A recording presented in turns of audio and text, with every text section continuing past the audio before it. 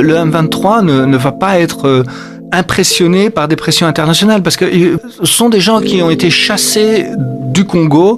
dans les années 90, à la fin des années 90. Ils ont été réfugiés dans les pays voisins, parfois en Europe. Et puis aujourd'hui, depuis 2 mois, ils sont rentrés après 30 ans d'exil. Mais ils ne vont jamais repartir. Hein. Ils sont là pour rester. Et militairement, le régime de Kinshasa n'a pas les moyens de reprendre les 2 grandes villes, Goma et Kinshasa,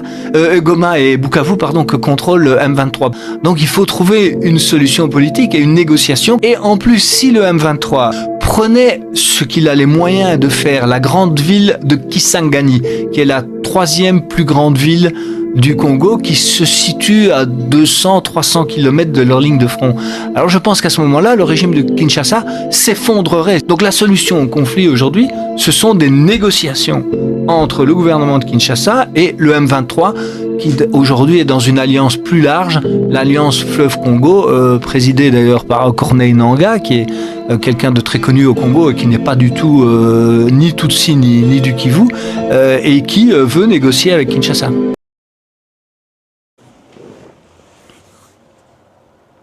Ça fait mal, mes chers amis, Kotala, la capitale est à Congo, la capitale peuplée, il y a plus de 15 millions d'habitants. Tous a même 100 000 jeunes, au bazaba volontaires, il y a kokota na armée. Mais gouvernement na biso bazako yenga ko distraire biso, soit disant bazako kende so na bakananga, so ki ba na Équateur ko lukisa.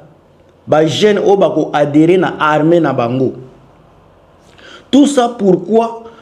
jeunesse eza na capitale wana na Kisasa ba yebi ba je oyo gouvernement na biso bazo sala. Armée na biso condition na bango, condition eza mabe, condition sociale ya armée na biso eza mabe. Ko futama eza pasi. Ration et comme akate. Ba $500 au bazako la kisa bazolo bazo futa batu.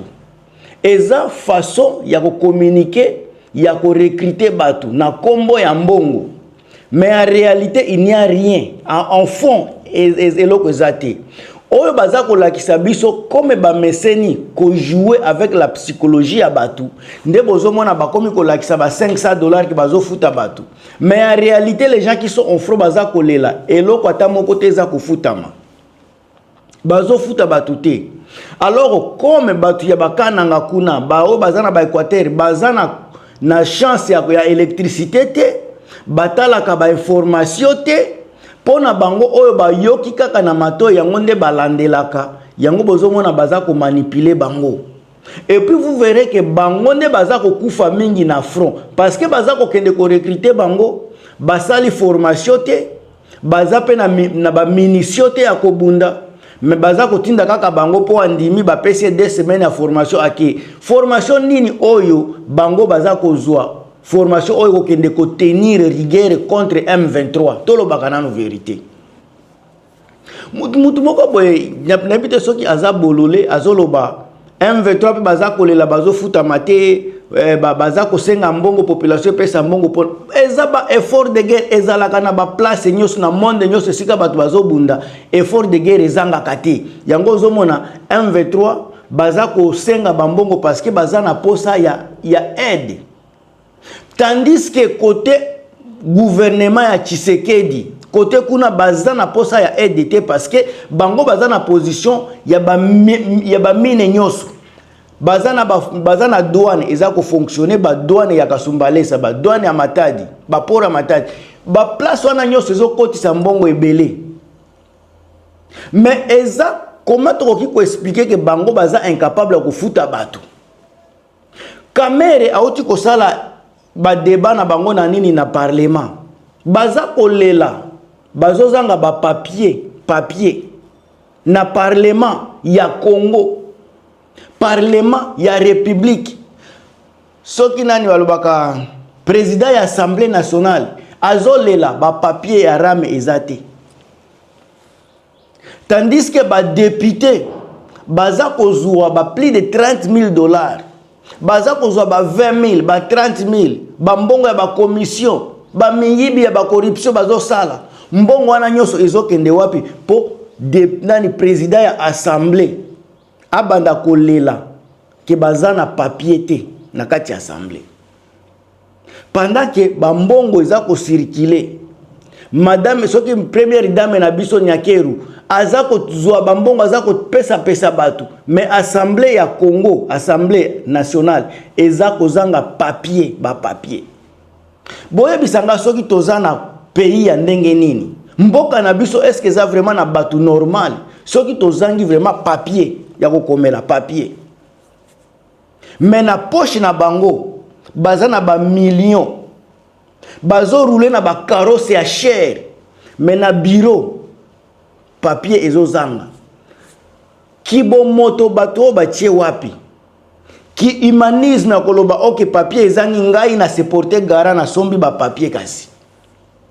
et puis bato lokola bato oyo bakobanda koleka na réseaux sociaux balobaka tozana ba effort de guerre bino boza koyiba mbongo effort de guerre yango ezaka kapona ba militaire effort de guerre boza kofuta bato te pona guerre ezaka pona ba fonctionnaire public pendant que bino ba député ba sénateur ba ministre boza kozwa ba mbongo ebele koleka kutu ba député ya Europe bozo zwa ba mbongo ebele koleka ba ministre ya Europe président na biso za kozwa mbongo oyo président ya France ya kotika la jamais kozwa par mois nde oyo président na biso aza kozwa mbongo ya président na biso par mois eza ya ba année na ba année mbongo oyo président ya France aza kozwa et puis boza kolela ke tozangi papier ezoleka na réseaux sociaux ba émission wana ba message wana ezokoma na ba Belgique na ba France na ba Angleterre na ba Cameroun na ba Burkina Faso un pays qui est dirigé par les hommes qui ont plus de 60 ans les hommes qui sont censés d'être matures les gens qui sont censés d'avoir de la sagesse mais bangonde baza kotia mboka na biso très bas. Et puis lelo tokomi na karasi ya kolobela droit de l'homme nazo bate soki toza pena na droit de l'homme bokende kotinda ka batu na bandaku ya batu parce que boza na gouvernement situation o toza na kati lelo eza situation délicate toza na droit ya RRT parce que tokomi na makambo ba ségrégation na kati ya mboka na biso cohésion eza lisusu te na minute oyo ba série o toza na crise ya makasi bo banda komona ke batu baza kotindaka ba n'importe qui n'importe comment n'importe quand na basoki ba réquisition na bandaku ya batu mikanda ezate boza koyaka ka bolamuki boye ko sala ba réquisition na bandaku ya batu est-ce que makambo boza ko sala yango mute ko sauver Congo ba distraction boza ko tia boza ko kotisa batu na kati est-ce que distraction na ndependa population baza nango posa population na kilelo na minute oyo naza ko sala vidéo population na biso ya Congo na lobi ya mboka mususu te population na biso baza na posa ya message clé pona kimia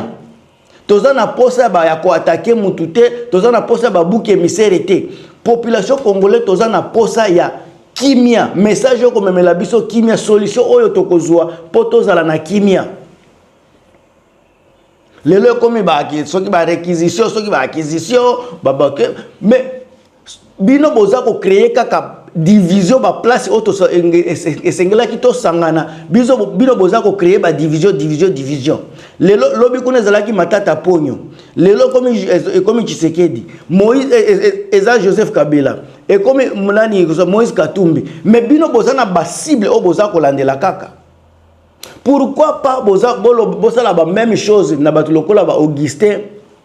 Kabuya batu lokola ba Peter Kazadi. Ce sont des voleurs. Bino bozo vivre na ba voleur boye. Batu baza ko piller mboka, baza ko détourner ba mbongo. Mais bango bozo sala ba soki ba réquisition te, bozo landela kaka ba oyo baza ni de près de loin baza na makambo na bino te. Soki bozalaki batu ya ordre. Soki batu ba Peter Kazadi wana Augustin Kabuya bazalaka na nzela, bazo sala makambo bien. Nde toza na situation oyo te. Des autres obo memi na gouvernement des autres obo memi na gouvernance ya mboka na biso yango muto komisi biso na point oyo soki lelo tozolela population baza kolela baza ko crever lelo, c'est parce que bino bo memi mboka na ndenge na bino bozo memango na ndenge na bino, ole bo memango na ndenge ya peuple bozo memango na ndenge na bino. Un président qui défend mutu ayibi mbongo bazotu na question mais azolo baiza honneur bakoki ko jouer na honneur ya mutu te. Un président mutu aza ko yiba mais ozolo bake il faut ko protéger honneur ya mutu. Donc ce qui ayibi c'est normal. Bino bokoki ko yiba bozui mbongo boyibi boza ko se protéger. Mais ba population baza pembeni na bino bazo futa mate baza kolela bazola lanzala. Chaque jour baza kolela na Congo toke ne kaka musika te tozala na capitale wana batu ba pauvre population baza ko s'approvier boza ko mona baza kolala nzala na capitale ya Congo wana bazola la nzala bino boza ko yiba mbongo ba Peter Kaze boza ko yi déplacer mbongo mwana na yo Tshisekedi akoma millionnaire kaka dans le vide asala ka wapi pour akoma millionnaire asala ka nini pour akoma na niveau wana. Pendant que batu population baza ko kufa baza ko lelanzala bino boza ko jouir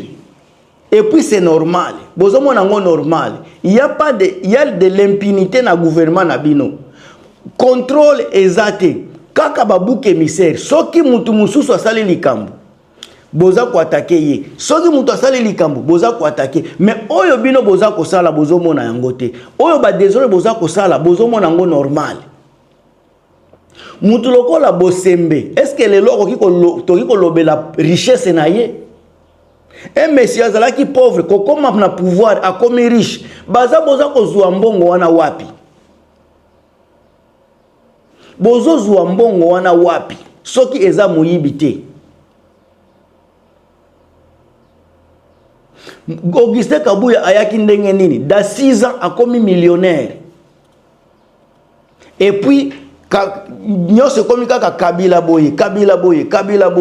matata ponyo boye matata bozo landela ba makambu o eza important pour le moment toza na posa ya komona changement na mboka na biso